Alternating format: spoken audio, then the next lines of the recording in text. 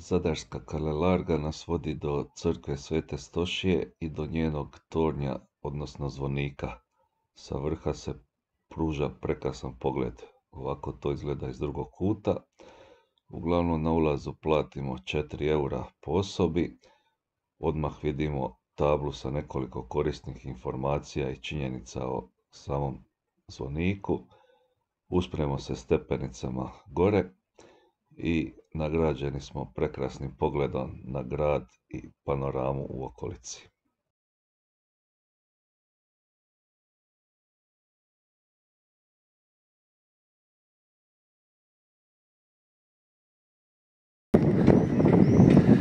Oh, how?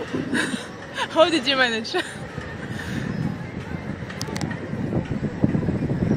Uglavnom, Kalelarga je već puna ljudi, parkinzi auta, a cijela riva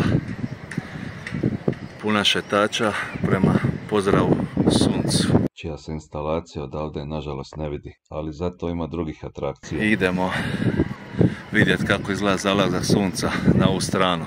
Doduše stigao sam u zadnji čas, ali bolje i kasno nego nikad.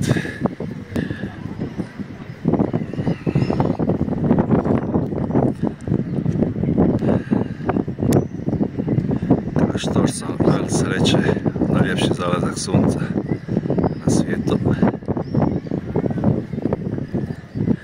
A ni pogled nije loš.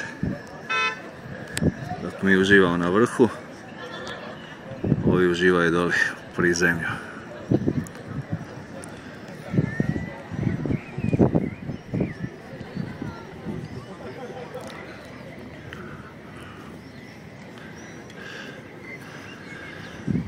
Ne, nisam došao auto, nego brodom, evo parkirao sam ga ovdje.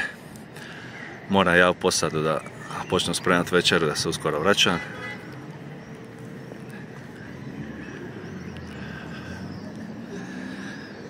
Zbilja je prekrasan Zadar sa visine od 62 metra.